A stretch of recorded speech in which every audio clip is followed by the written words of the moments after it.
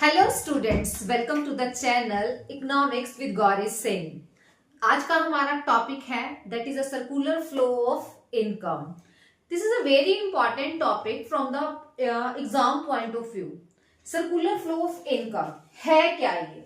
Circular flow of income refers to the unending flow of the activities of production, income and expenditure involving different sectors of the economy, particularly household and the producer sector.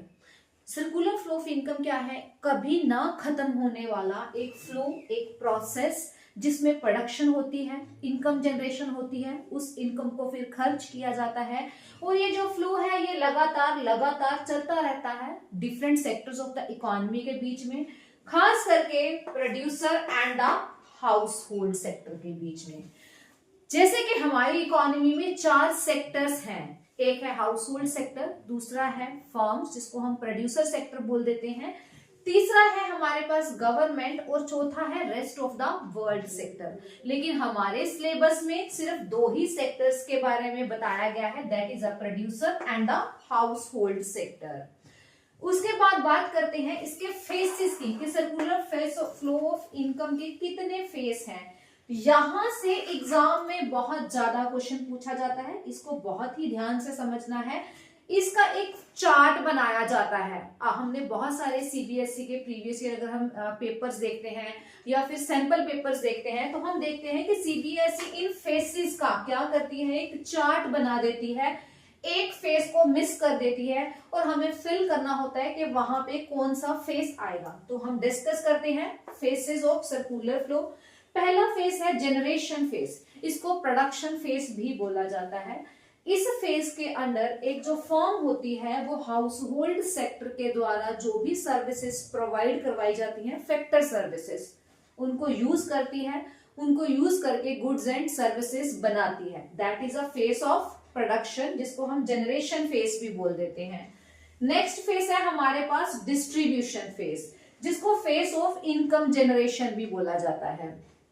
इस phase के अंदर क्या होता है कि जितने भी factor हमारा जो प्रोड्यूसर सेक्टर है उसने गुड्स एंड सर्विसेज बनाई, वो गुड्स एंड सर्विसेज उन्होंने हाउस होल्ड सेक्टर को सेल की। जब हाउस होल्ड सेक्टर ने उन गुड्स एंड सर्विसेज को खरीदा तो क्या हुआ, इनकम जनरेट हुई।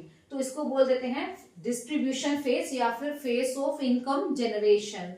थर्ड फेज जिसको बोला जाता है डिस्पोजिशन फेज, मतलब के फेस ऑफ एक्सपेंडिचर। इस फेज के अंदर क्या होता है, जितनी भी इनकम हमारे हाउस होल्ड सेक्टर को रिसीव हुई है, हमारे हाउस होल्ड सेक्टर को जितनी भी इनकम रिसीव हुई है फैक्टर सर्विसेज देने के बदले, उस इनकम को गुड्स एंड सर्विसेज के ऊपर खर्च किया जाता है। That's why this phase is called the face of expenditure. हमें ये वाले नेम भी याद रखने हैं, generation phase, distribution phase and disposition phase. और ये वाले फेस भी हमें इनके ये वाले नाम भी पता होने चाहिए, face of production, face of income generation, face of expenditure.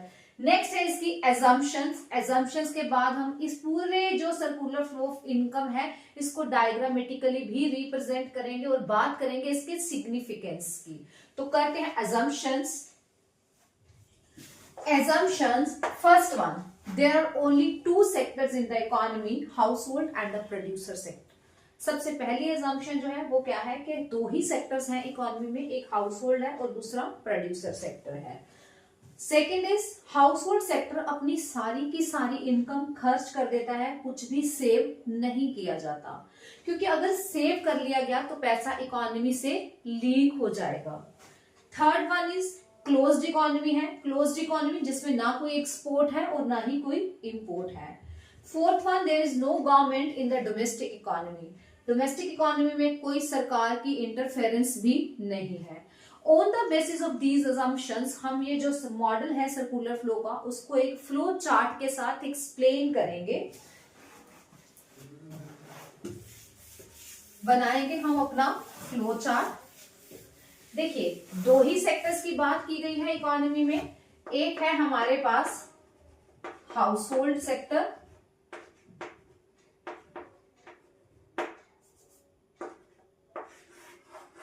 दूसरा है हमारे पास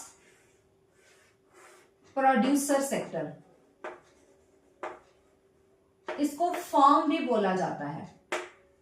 सबसे पहले हाउस होल्ड सेक्टर क्या करता है, अपनी फैक्टर सर्विसेज देता है प्रोड्यूसर सेक्टर को। फैक्टर सर्विसेज किसको दी, प्रोड्यूसर सेक्टर को दी। कौन कौन सी फैक्टर सर्विसेज होती हैं, लैंड, लेबर, कैपिटल, एंटरप्रेन्योर। ये 4 फॉर्म में factor services house hold sector ने प्रोड्यूसर सेक्टर को दी। प्रोड्यूसर सेक्टर ने इन फैक्टर सर्विसेज को यूज किया और क्या बना दिया, goods and services. Goods and services बनाई। वो गुड्स एंड सर्विसेज को बाय कौन करता है, हाउस होल्ड सेक्टर। जब भी house hold sector in goods and services को बाय करेगा तो वो इसके लिए क्या करेगा, खर्चा करेगा तो ही खरीदेगा। मतलब कि अब हाउस होल्ड सेक्टर क्या कर रहा है, कंजम्पशन एक्सपेंडिचर। जब हाउस होल्ड सेक्टर ने कंजम्पशन एक्सपेंडिचर किया तो पैसा कहां चला गया, प्रोड्यूसर सेक्टर के पास।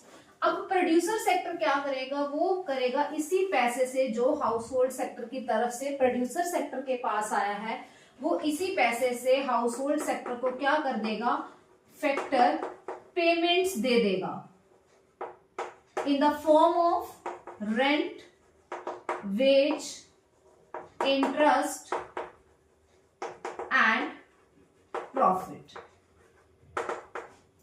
तो इसी तरीके से ये जो फ्लो है 2 सेक्टर्स के बीच में, ये लगातार चलता रहेगा। इनकम पहले प्रोडक्शन होगी, इनकम जनरेट होगी, फिर उसको डिस्ट्रीब्यूट के मतलब कि उसको खर्च किया जाएगा। इसी तरह से ये जो फ्लो है ये लगातार चलता रहेगा। अब हम करेंगे इसकी ऑब्जर्वेशन। देखिए यहाँ पे 2 फ्लो चल रहे हैं, एक है इनर लूप और एक है आउटर लूप। जो इनर लूप है उसमें सिर्फ या तो फैक्टर सर्विसेज की बात हुई है या फिर गुड्स एंड सर्विसेज की बात हुई है। तो ये जो इनर लूप है इस फ्लो का, इसको कौन सा फ्लो बोला जाता है, रियल फ्लो बोला जाता है। रियल फ्लो वो फ्लो होता है जहां पे सिर्फ फैक्टर सर्विसेज या फिर गुड्स एंड सर्विसेज की बात होती है, पैसे की कोई बात नहीं होती। रियल फ्लो को फिजिकल फ्लो भी बोला जाता है। जो आउटर लूप चल रहा है वो क्या है, मनी फ्लो। इसमें क्या देखा, कंजम्पशन एक्सपेंडिचर किया, मतलब के पैसा खर्च किया। फिर क्या किया, फैक्टर पेमेंट्स दी, पैसा खर्च किया, मतलब कि सिर्फ पैसे की बात हो रही है। तो ये जो आउटर लूप है ये मनी फ्लो, फिर या जिसको नॉमिनल फ्लो बोला जाता है, उसको एक्सप्लेन कर रहा है। इसके बाद हम करेंगे इसकी significance. Significance of circular flow, क्या इंपॉर्टेंस है हमें सर्कुलर फ्लो ऑफ इनकम की, क्या पता चलता है हमें इससे। तो सबसे पहले इसकी जो इंपॉर्टेंस है, इसका जो सिग्निफिकेंस है, that is the estimation of national income. हमें नेशनल इनकम के एस्टिमेशन के बारे में या हमारे देश की नेशनल इनकम कितनी है उस चीज का पता हमें चलता है सर्कुलर फ्लो ऑफ इनकम से। जैसे कि नेशनल इनकम को मेजर करने के हमारे पास 3 मेथड होते हैं, एक वैल्यू एडेड, एक इनकम मेथड और लास्ट वाला expenditure method. National income is the sum total of factor income flowing from producer to the household of a country. राष्ट्रीय आमदन का मतलब क्या है कि प्रोड्यूसर सेक्टर से जो भी फैक्टर पेमेंट के रूप में पैसा हाउस होल्ड सेक्टर को जा रहा है उससे नेशनल इनकम को एस्टिमेट किया जा सकता है अगर हम सारे पैसे का टोटल कर दें। तो इट मीन्स हमें सर्कुलर फ्लो जो है वो नेशनल इनकम के एस्टिमेशन के बारे में बताता है। It may also be defined as a market value of goods and services flowing from producer. Producer के द्वारा जितनी भी मार्केट में गुड्स एंड सर्विसेज की सप्लाई की जा रही है उनकी मार्केट वैल्यू क्या है, मतलब क्या होगा, वैल्यू एडेड मेथड। तो वैल्यू एडेड की तरीके से हम नेशनल इनकम को एस्टिमेट कर सकते हैं। It may also be defined as the sum total of expenditure on the goods and services produced by the producer. Household sector की तरफ से कितना खर्चा किया जा रहा है गुड्स एंड सर्विसेज को खरीदने के लिए, वो गुड्स एंड सर्विसेज जो प्रोड्यूसर सेक्टर ने प्रोड्यूस की हैं। तो इट मीन्स खर्चे को मेजर करके, खर्चे का टोटल करके भी हम नेशनल इनकम को एस्टिमेट कर सकते हैं। तो फर्स्ट जो इसका सिग्निफिकेंस है सर्कुलर फ्लो का, कि हमें इससे नेशनल इनकम के एस्टिमेशन के बारे में पता चलता है। Next last is a knowledge of intersectoral interdependence.